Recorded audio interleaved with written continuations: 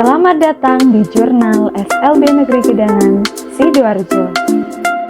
Berprestasi, berkarakter, dan mandiri. Selamat menyaksikan video ini.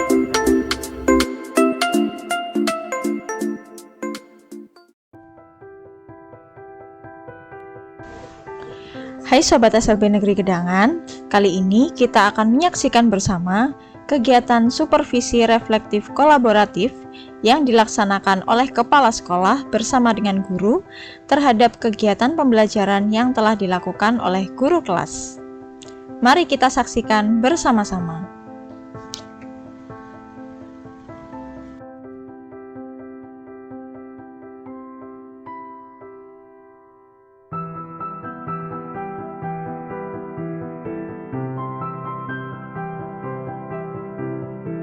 Bisa berjalan sesuai dengan yang kita harapkan. Oke, saya kepingin masukkan dulu dari Pak Yuris sebagai guru pengamat pertama terkait dengan kegiatan besok. Ini tadi kita sudah ngecek semua terkait dengan RPP. Silakan masukkan RPP yang sudah dibuat oleh Bu Lilis itu seperti apa. Pak Yuris dulu monggo.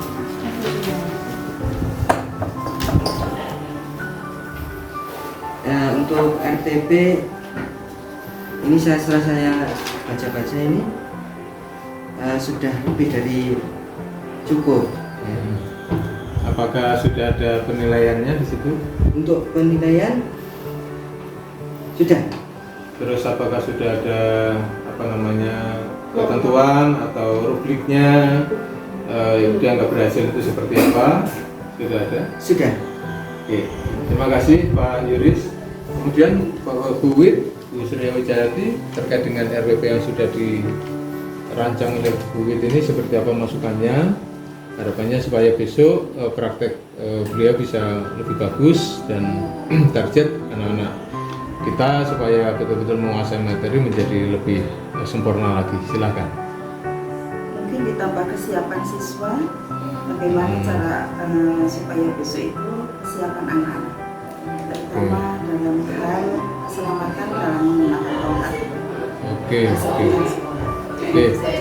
Itu apakah bisa dituangkan di dalam RPP Bu Lilis Retno? Kalau bisa dimasukkan, monggo di icon mana? Atau Paling diberi tambahan ada kata-kata selamat sampai tujuan. oh gitu ya. Itu saya kira masuk akal Bu Lilis karena anak-anak ini menggunakan tongkat ini kan akan mengenal lingkungan. Tolong juga dipertimbangkan jangan sampai di area itu ada kursi yang melintang atau ada benda apa saja sehingga jangan sampai terjadi tabrakan dan bikin anak kita cedera. Itu barangkali bisa dituliskan lebih detail nanti di RPP-nya. Di kegiatan penutup ya? Atau Boleh, di tapi kegiatan justru mungkin ada kegiatan awal karena itu akan cukup berdampak kalau misalnya di awal itu ternyata ada barang-barang yang berbahaya yang itu menghalangi pergerakan anak, itu kan cukup rawan. Itu barangkali bisa dikondisikan di kegiatan awal. Kalau itu saya kira tepatnya di kegiatan awal. Oke, bisa dicatat nggih, Lilis untuk kita siapkan saja. Oke, ini Pak Edi sebagai tenaga ahli di bidang tunanetra. Kita anggap ahli karena juga penyandang sekaligus penderita. Oke. Ya, jadi untuk kegiatan besok, RPP-nya sudah RPP-nya sudah bagus. Barangkali karena ini kegiatannya di lapangan di daerah terbuka, barangkali anak-anak dikumpulkan dulu di kelas barang 5 menit untuk dijelaskan. Baru setelah itu kita sama-sama ke lokasi. Tapi seperti disampaikan Pak Misi tadi, lokasinya harus betul-betul aman untuk mereka bermobilitas. Oke, terima kasih Pak Edi sebagai tenaga ahli atau guru senior yang ahli di penanganan anak-anak kita yang tunanetra. Ini beberapa masukan sudah disampaikan Bu Lilis, mohon ditulis, direvisi dan dicermati sehingga pelaksanaan besok bisa lebih bagus. Dan masukan sedikit dari saya mungkin terkait dengan indikator pencapaian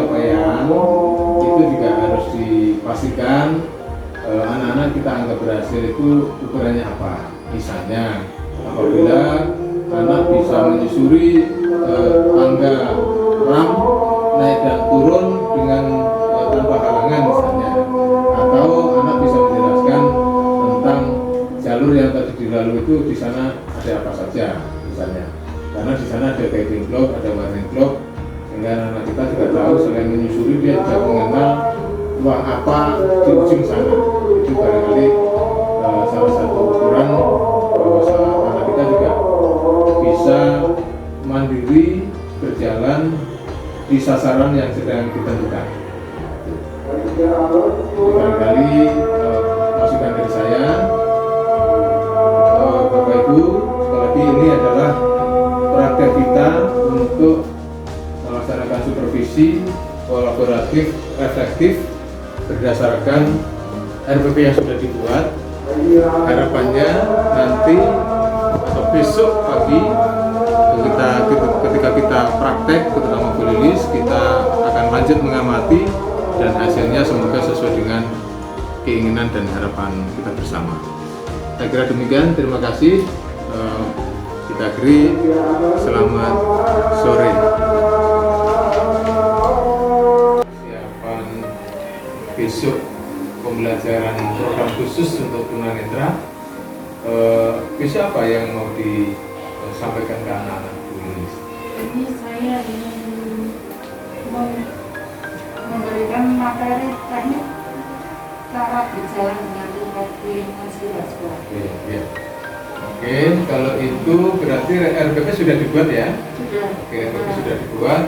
Begini Bu Lilis, karena RPP sudah dibuat, ini tolong diisi namanya jurnal pra pembelajaran yang akan mengecek dan merefleksi RPP yang sudah Bu Lilis buat. Nanti dari item-item ini bisa direfleksi, direnungkan apakah RPP itu sudah sesuai dan apakah sudah bisa menjawab beberapa pertanyaan yang ada di jurnal ini. Ini jurnal pra pembelajaran, mohon nanti diisi berdasarkan RPP yang Bu Lilis buat. Apakah RPP itu unsur-unsurnya sudah sesuai, kemudian apakah sudah menggambarkan keseluruhan kegiatan yang akan dilaksanakan, termasuk apakah tujuan pembelajaran besok itu sudah tepat. Silakan nanti direnungkan, kemudian diisi, RPP itu dituangkan dalam jurnal itu sehingga bisa menjadi renungan untuk perbaikan secara individual. Nanti setelah Bu Lilis ngecek RPP berdasarkan jurnal pra pembelajaran secara individual ini, kita nanti akan melanjutkan dengan supervisi kolaboratif reflektif pra pembelajaran dengan tim kita yang nanti ada 2 orang, guru dan 1 orang guru ahli atau guru senior. Sekali lagi untuk memastikan persiapan pelaksanaan pembelajaran program khusus tunanetra besok bisa berjalan dengan baik. Itu ya, Bu Lilis, ada pertanyaan dan masukan sebelum Bu Lilis melaksanakan reflektif individual terkait dengan RPP? Silakan Bu Lilis. Ini kita menambahkan Pak ya. Iya. Kalau yang garden vlog itu kalau nanti dimasukkan di RPP nggak tahu saya. Silahkan, kalau misalnya jalur yang disusuri atau yang dijalani itu ada guiding block, ada warning block, targetnya bukan mengetahui persis itu namanya guiding block dan seterusnya, tapi bagaimana tongkat itu ketika mengarah ke lokasi itu siswanya paham, oh ini ada petunjuk arah atau petunjuk ke sesuatu yang memang punya ciri khas. Itu barangkali yang nanti bisa dimasukkan ke RPP sehingga RPP-nya lebih lengkap dan anak bisa membedakan ini ada guiding block, ada warning block, dan ada jalan yang biasa. Itu yang nanti itu ya. Oke, nanti bisa dimasukkan di RPP dan nanti kita akan diskusi lagi, supervisi kolaboratif reflektif bersama dengan tim sehingga masukannya lebih lengkap untuk kesempurnaan RPP dan besok supaya lebih maksimal ketika dilakukan proses pembelajaran. Saya kira itu. Terima kasih Bu Lilis. Ya. saya jurusan tunanetra. Kemudian ada Bu Wit, itu guru pendamping 1, Pak Yuris juga guru pendamping 1, dan yang akhirnya Pak Edi, Edi Aryawan, itu juga guru tunanetra untuk sampai SMA. Jadi yang 4 ini semuanya jurusannya tunanetra. Saya yang supervisornya. Oke, silakan Bu Lilis. Saya santai saja, saya sama bapak-bapak. Situasi biasa aja Pak ya. Iya, iya. Yang arsip ada arsip 1. Asik. Ya sudah. Pas kali kelas itu loh. Nggak mau dicelur yang itu. Assalamualaikum warahmatullahi wabarakatuh. Waalaikumsalam. Selamat pagi anak-anak. Nah, sekarang ketemu lagi sama Bu Lilis ngajar. Ya, sekarang siapa yang nggak masuk? Masuk semua ya? Masuk semua. Siapa? Ngantuk? Enggak kan? Sudah sarapan belum tadi? Sudah. Sekarang doa bersama dulu ya. Ayo dipimpin doa, aduh. Teman-teman, mari kita berdoa bersama-sama. Doa mulai. A'udzu billahi minasyaitonir rajim. Bismillahirrahmanirrahim. Alhamdulillahi rabbil alamin.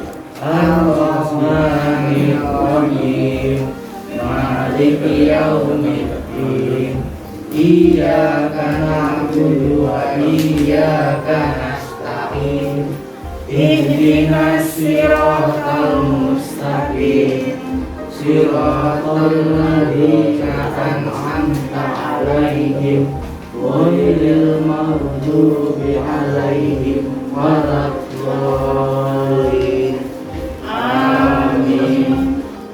Rabbi zidni ilma warzuqni fahma. Rabbi ishrah li sadri wa yassir li amri wahlul 'uqdatam min lisani yafqahu qawli bi rahmatika ya arhamar rahimin. Amin. Assalamualaikum warahmatullahi wabarakatuh. Waalaikumsalam. Nah, sekarang kita belajar orientasi mobilitas ya. Ingat ya, minggu yang lalu kita sudah juga belajar OM tentang apa kemarin itu ya? Kita pendamping awas. Ingat siapa? Pendamping awas. Jadinya kalau bagaimana kita berjalan di jalan yang sempit, bagaimana kalau kita berjalan di jalan yang lebar, bagaimana cara posisi tangannya. Ingat siapa? Coba. Sekarang siapa berdiri? Ya. Kalau sama Dimas, jangan yang laki-laki Siapa duduk? Dimas sama Adu aja. Cowok pada cowok. Ayo berdiri. Coba ditunjukkan, diingat-ingat ya kemarin ya. Cara berjalan dengan pendamping awas sekarang gini.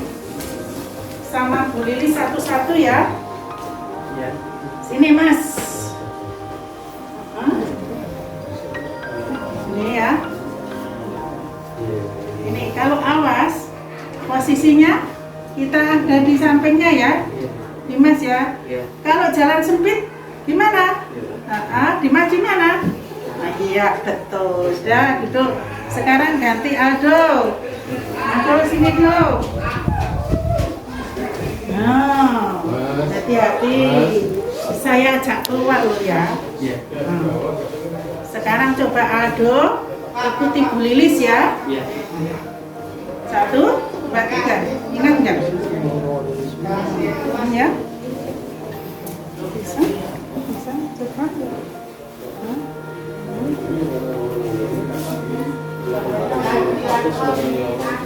Ya. Ini Ingat-ingat tuh ya. Ya.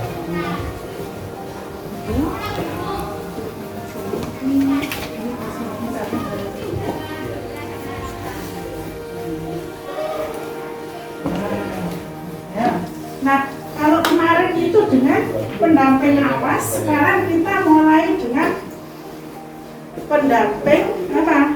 Pakai tongkat. Nah, sudah tahu kan tongkatnya?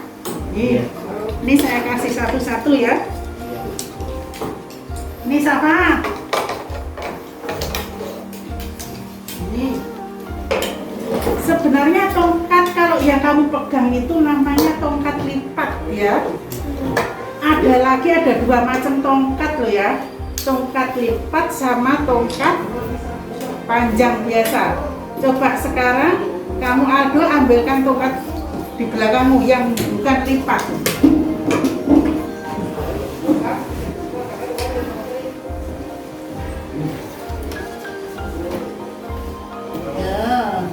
Kanan Mbak, yang bukan lipat berarti ada tandanya sendiri. Awas, itu ya. Bedanya mana, tuh? Ada pegangannya yang beda ya. Nih, kamu lihat. Nih, Mas, bedanya mana Mas? Coba sama satunya yang lipat kan. Ya, beda ya. Siapa ya? Nih. Yang sini bisa dilipat. Kalau ini kira-kira bisa dilipat nggak? Coba kamu lipat. Bisa nggak? Nggak bisa. Ya, memang bukan tongkat lipat. Kalau ini tongkat lipat. Sekarang kita belajar memasang tongkat lipat. Coba sekarang dipasang. Kemarin sudah kita coba kan? Pelan-pelan.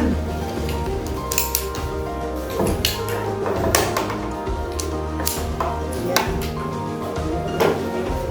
Hati-hati. Pelan-pelan. Jangan dilipat, dipanjangkan dulu aja. Nah, dimasukkan. Dipanjangkan, dipasang.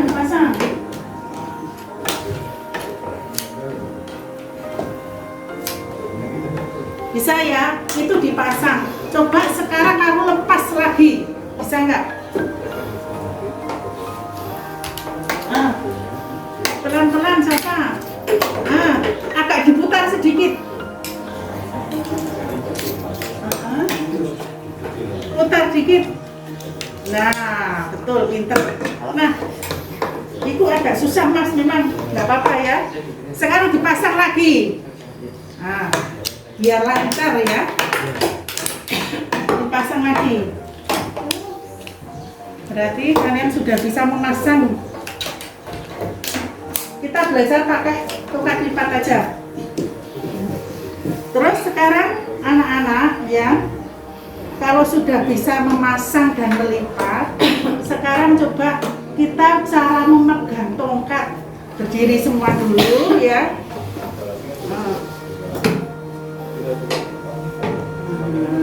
Coba pegang dulu. Ini di sini ya. Nah, pada tongkat ini, tongkat yang kalian bawa ya, itu ada bagian-bagian penting. Di tongkat itu ada 3 bagian penting yang harus kamu kenalin dari sini. Nanti ini di sini nanti ya. Dan begini. Coba kira-kira apa saja? Satu yang dipegang ya. Yang dipegang itu namanya pegangan ya, pegangan tongkat. Terus ada bagian penting lagi apa kira-kira? Kira-kira apa? Di sini Safa, yang kamu pegang itu ada warnanya merah. Nah, namanya itu spotlight ya. Itu ada pancaran cahaya. Kalau misalkan kena lampu atau cahaya itu bisa menyala. Itu dipakai untuk orang-orang seperti kalian itu yang tunanetra pada saat apa? Malam hari, biar bisa tahu tahu yang di depannya biar nggak nabrak-nabrak ya. Nah, kalau sudah itu apa lagi yang penting? Bagian yang mana? Ujung, iya. Ujung itu dipakai untuk apa? Mendeteksi ya. Jadi nanti di depannya itu ada lubang atau ada hambatan, ada apa lagi kira-kira, ada orang ketemu, ya tahu biar tidak nabrak. Nah, sekarang nanti ya kita duduk dulu. Anak-anak kita nanti berjalan dengan tongkat ya. Temanya apa? Berjalan dengan tongkat ya. Terus nanti tadi ada bagian tongkat loh ya. Ada 3 bagian tongkat yang penting ya. Ada pegangan, ada spotlight ya, ada lagi ujungnya. Kalau ujungnya untuk mendeteksi ya. Coba siapa? Ada berapa bagian yang penting tadi tongkat siapa? 3, pinter. Apa? 1, yang kedua?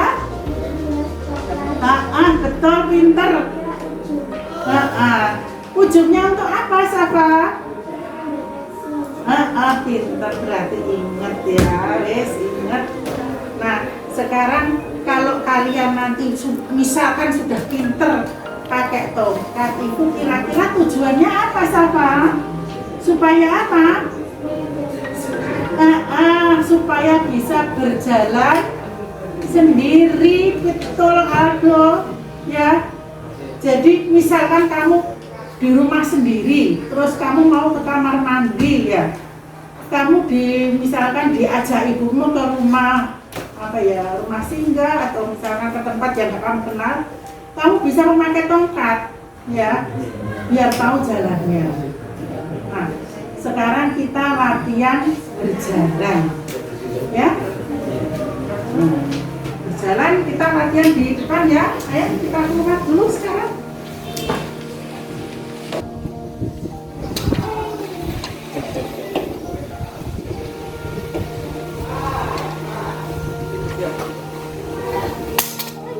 Sandalnya siapa? Sepatunya siapa itu? Sepatunya kamu, istri kamu pakai? Aku sendiri. Awas, itu sepatunya Pak Edi. Pak Edi sepatunya di bawah ini. Kamu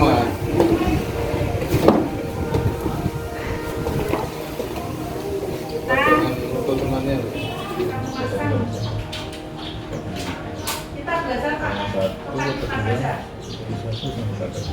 Terus sekarang anak-anak ya, kalau sudah bisa memasang dan melihat, sekarang coba kita cara memegang tongkat. Berdiri semua dulu ya.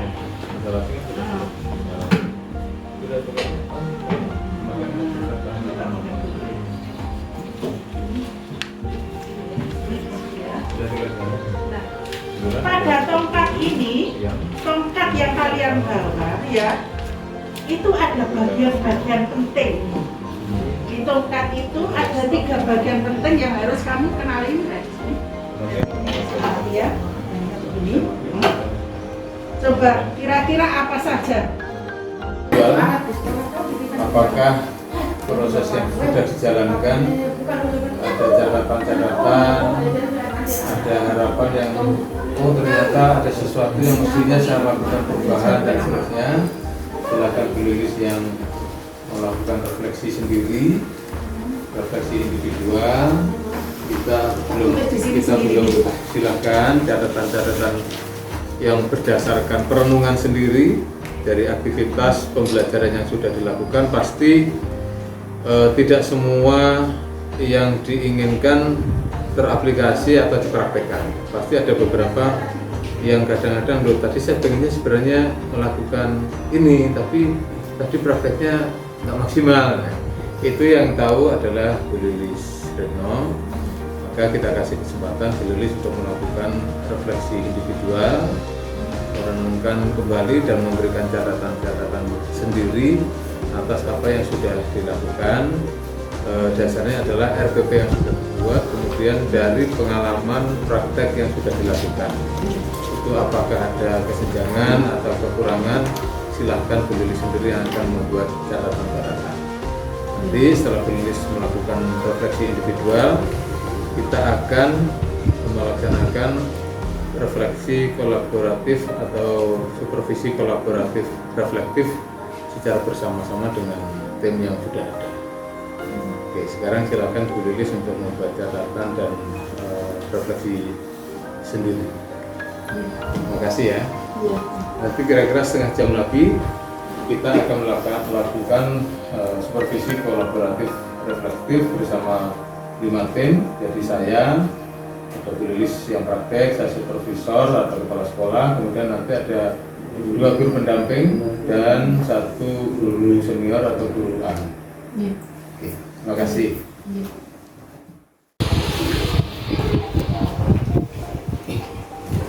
Oke. Assalamualaikum warahmatullahi wabarakatuh. Bapak Ibu, ini tadi sudah kita laksanakan kegiatan pembelajaran program khusus pengenalan tongkat ya.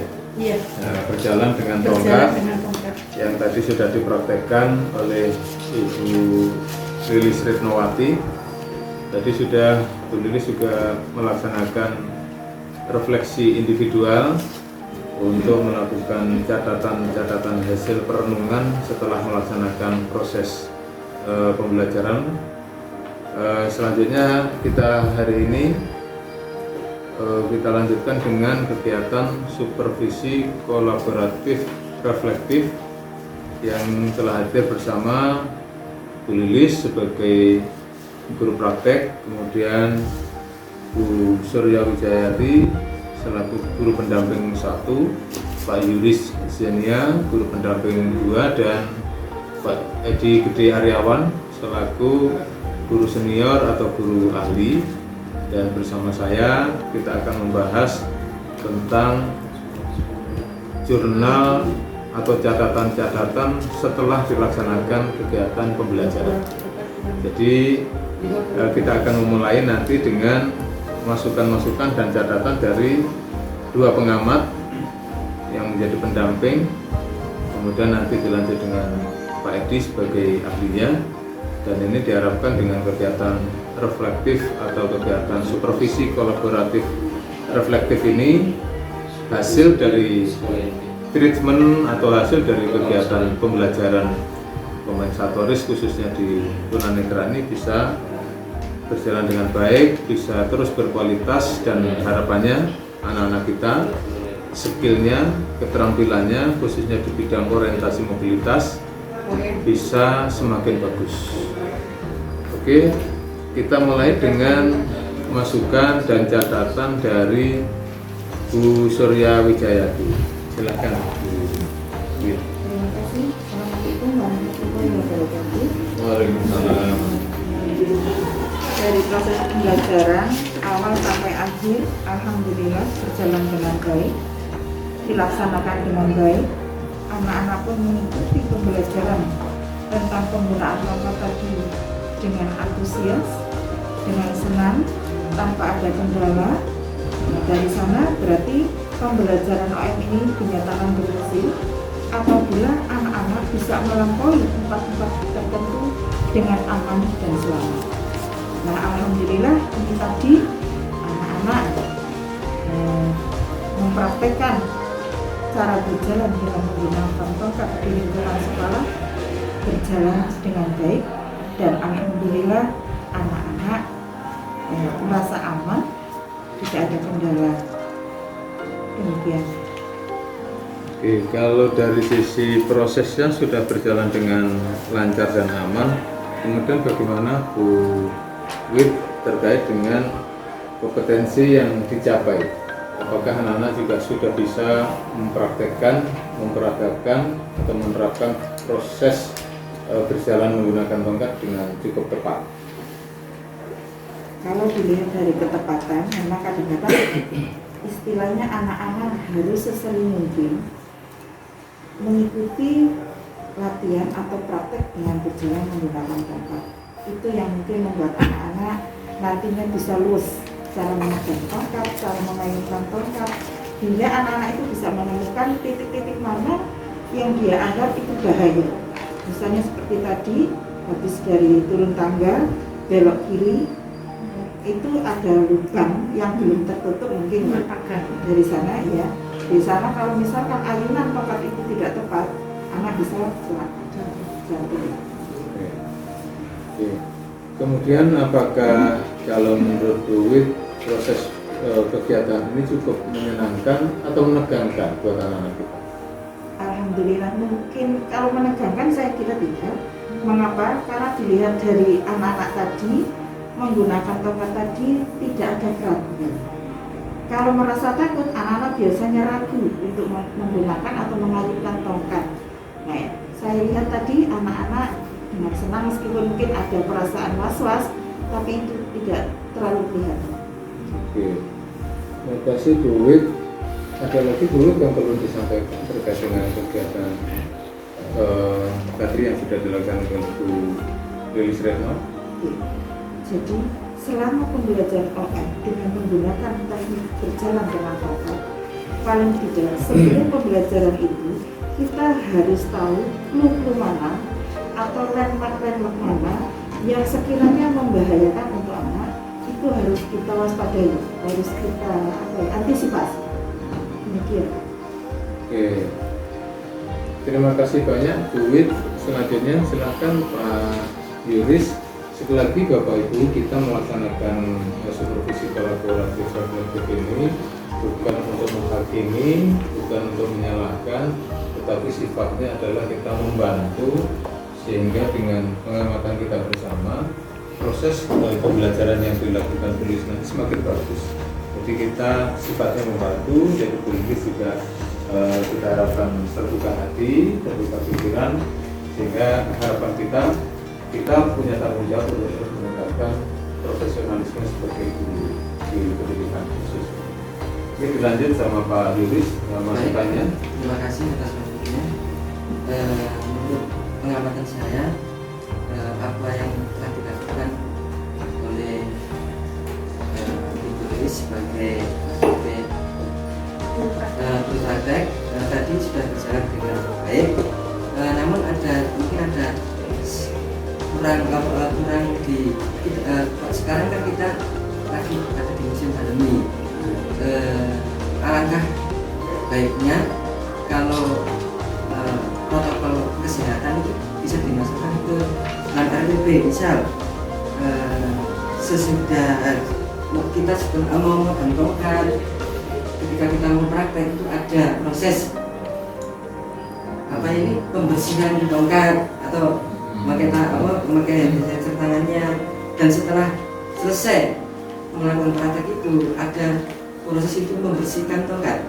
Kan sudah dipakai keluar itu kan kotor. Nah, itu bisa apa enggak dimasukkan ke dalam RPP? Berarti penerapan prosedur kesehatan terkait dengan COVID perlu dilaksanakan. Terus anak-anak sudah pakai masker belum? Semuanya? Maskernya sudah ya. Justru persoalannya tinggal pengelolaan kesehatan terkait dengan alat ya. Sebelum mestinya mungkin dicuci atau diberi hand sanitizer atau disinfektan, setelahnya juga perlu dilakukan hal yang sama. Sehingga nanti kalau digunakan oleh siswa lain, alat itu tidak menjadi sarana penular virus gitu ya. Saya kira cukup bagus. Ada lagi Pak Yunus? Kalau bisa sekolah itu sebaik. Kalau setahu saya itu ada ruangan untuk orientasi mobilitas sendiri. Itu ada sendiri. Ketika di UPI itu bukannya ada. Dengan standar ukuran, apakah Pak Yunus sudah memahami itu, atau kita bisa mendapatkan informasi tentang ukuran? Ukuran di ruangan mungkin ya kita cari informasi. Termasuk sarpras yang perlu ada di dalamnya. Betul. Sama biasanya perlu juga SOP penggunaan alat, pemanfaatan ruang, dan SOP juga tentang pelaksanaan pembelajaran orientasi mobilitas. Oke, terima terima kasih banyak Pak Yuris. Sebelum kita ke Pak Edi sebagai guru ahli atau guru senior, kita ke Bu Lilis Retno. Kira-kira setelah melaksanakan pembelajaran, tapi pasti ada kesempatan juga untuk melaksanakan refleksi individual. Kira-kira apa? Gini ya Pak ya, tadi waktu apa itu, maksud saya refleksi pada saat saya mengerjakan tadi, pada saat pembelajaran tadi saya ada sedikit kayak hambatan gitu ya. Yang pertama itu gini, pada saat mengajarkan anak-anak yang di bawah tadi, saya cuma tanya Pak istri itu memang ada kepentingan lain mungkin ya, ada pagar yang ada di samping itu, Potong itu ya. itu memang ada keperluan lain atau karena membahayakan anak?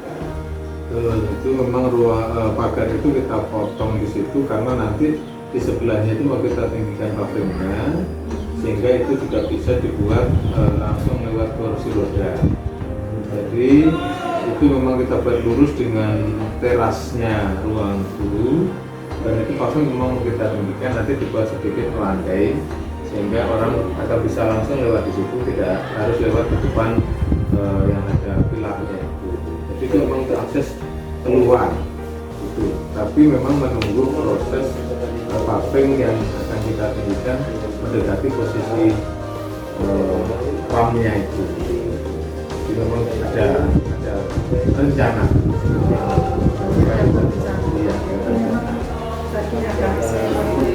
Khawatir karena pagarnya nggak nyambung gitu ya. Terus juga ada yang di sebelah sana sama-sama itu juga. Tapi jangan sampai sana nanti jatuh, saya takut jatuh ya. Di sana kan juga sebentar tadi. Yang sebelah sana? Yang kantin itu? Oh kantin, ya itu juga pavingnya memang rencana yang sebelah selatan juga mau ditinggikan. Jadi ini masih menunggu giliran untuk perbaikan dan penyempurnaan sarana jalan dan pavilisasi. Kalau masalah SLP yang tadi itu, saya tadi setelah selesai kegiatan sudah anak dibiasakan untuk selalu membersihkan peralatan dan menyimpannya.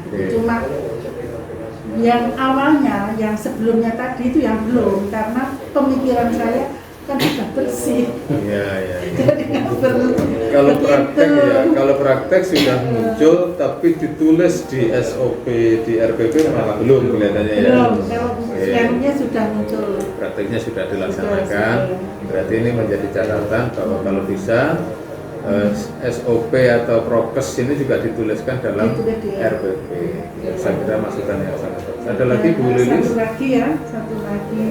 Ini Pak, kalau masalah berjalan dengan tongkat ini, kalau menurut saya anak itu sebenarnya sudah bisa, cuma masih kaku karena belum terbiasa. Jadi sering-sering dibiasakan mungkin Pak. Kalau di sini kan hafal, anak-anak nantinya sudah hafal lama-lama. Nah, kalau misalkan diajak rekreasi, tempat hal yang baru itu sambil belajar anak itu. Jadi untuk lebih peka dengan ujungnya tongkat itu. Berarti jam terbang atau kebiasaan menggunakan tongkat di dalam memanfaatkan sarana prasarana yang ada di sekolah harus menjadi kebiasaan, gitu ya. Biar anak-anak terus terasah dan semakin terampil. Dan itu nanti tergantung bagaimana Bu Lilis dan teman-teman menjadwal agar kegiatan orientasi mobilitas ini betul-betul rutin, apakah itu 1 minggu sekali atau 2 minggu sekali, dengan maksud yang sudah disampaikan tadi bisa tercapai.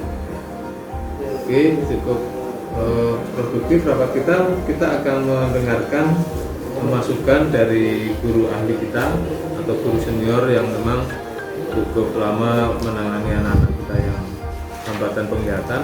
Silakan Pak Edi Gede Aryawan untuk memberikan masukan dan catatan-catatan yang bisa membuat teman-teman kita semakin memahami, semakin profesional, khususnya di bidang pelayanan anak-anak kita. Oke, terima kasih Pak Rizky dan rekan-rekan. murid. Jadi dari sisi pembelajaran Retno bagus ya, jadi anak itu mengikutinya dengan cair. Jadi Bu Retno dari awal sudah mengajak komunikasi siswanya. Nah itu penting agar anak itu menjadi cair. Jika anak cair maka anak makin mudah mengikuti proses pembelajaran, jadi nggak tegang. Itu yang pertama. Jadi yang kedua, agar anak itu nggak ngantuk, tadi Bu Retno beberapa kali melakukan feedbacknya itu sering menanyakan ke anak bagaimana Aldo, bagaimana apa itu memang harus sesering mungkin, kalau tidak seperti itu nanti ngantuk, itu betul. Nah satu tambahan barangkali ini itu tadi ada kritik saya ketika menjelaskan guiding block tapi di sana nantinya kan di bawah, walaupun diulang lagi di bawah, iya benar, tapi sebenarnya tadi nggak perlu menjelaskan guiding block di atas, nggak perlu, itu lebih menghemat waktu pembelajaran. Jadi ketika menjelaskan guiding block itu langsung di depan bawah dijelaskannya.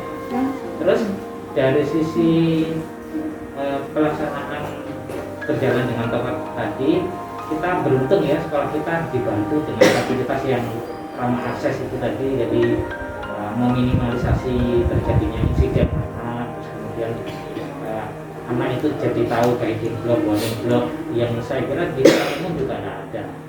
Nah sebagai usulan tadi kan diupayakan untuk sering berlatih.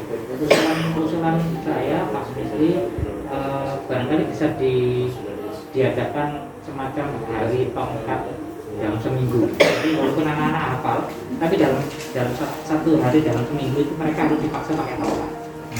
Jadi misalnya hari Rebo, khusus Rebo, walaupun mereka hafal, tapi harus pakai tongkat. Itu pertama. Atau kedua, seperti masukan dari Pak Mesri tadi, barangkali kita bisa membuat program 1 bulan sekali anak itu diajak keluar dengan lingkungan yang berbeda, dengan lingkungan yang pasti tidak ideal. Nah justru itu menjadi nilai tambah masukan bagi kita. Kalau di tempat kita kan ideal, ada blok-blok yang akses. Nah bagaimana kalau mereka nanti menjumpai tempat yang nggak akses? Nah, bagaimana untuk mengatasi seperti itu? Nah terus tadi masukan dari Pak Yuris menarik, jadi kita dari sisi fasilitas sekolah belum memiliki ruang khusus untuk program, jadi bisa diupayakan untuk kita. Nah itu kalau itu ada barangkali ya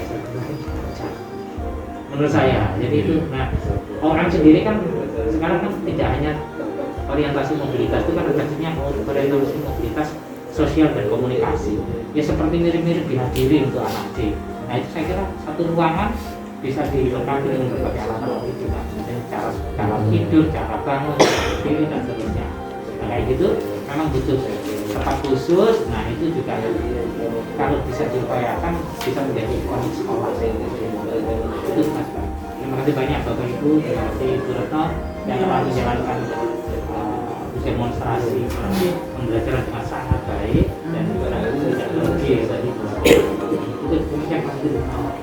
Terima kasih Pak Edi, Bapak Ibu.